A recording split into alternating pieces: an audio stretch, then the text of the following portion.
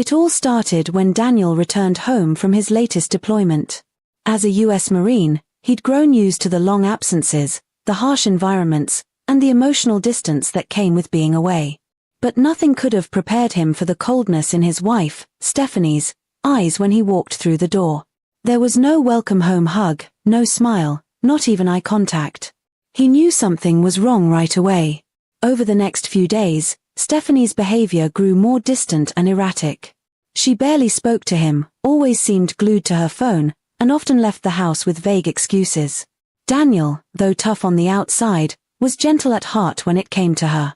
He had written letters during every deployment, sent money home, and planned their future down to the smallest details.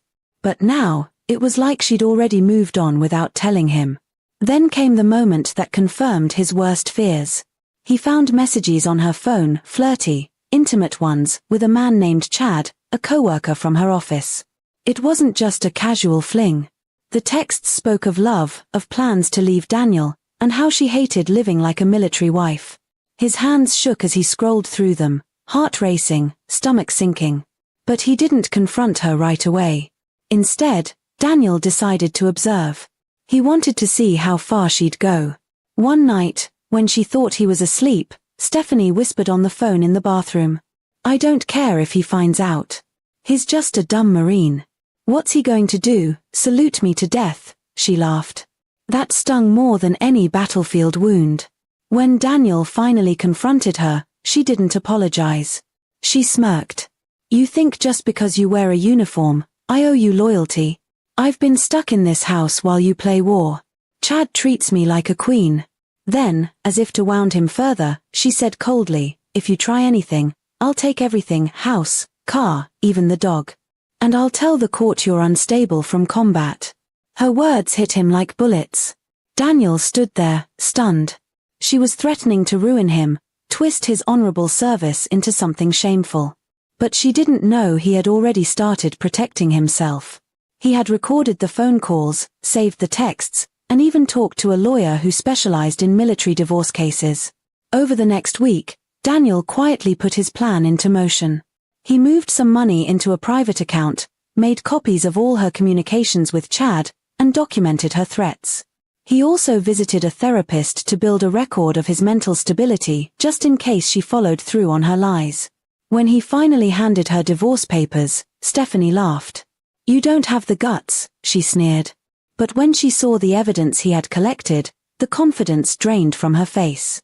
His lawyer had advised her attorney that if she pushed too far, they'd take everything to court with proof of infidelity, emotional abuse, and threats against a combat veteran. Stephanie panicked. Her boyfriend, Chad, ghosted her the moment legal trouble was mentioned. She tried backpedaling, saying she was just confused and angry, and didn't mean any of it. Daniel listened quietly, but his heart was already gone. She had betrayed him and then tried to destroy what was left. In court, Daniel remained calm and respectful. The judge was sympathetic to his case. With the evidence presented, Stephanie didn't stand a chance. The house was awarded to Daniel, along with full custody of their dog and a fair portion of their assets. She walked out with far less than she'd expected. In the weeks that followed, Stephanie tried calling him, sometimes to apologize, sometimes to beg for another chance. But Daniel never answered. He had given her his heart and loyalty, and she had thrown them away. Now, he was focused on healing, on rebuilding his life without her.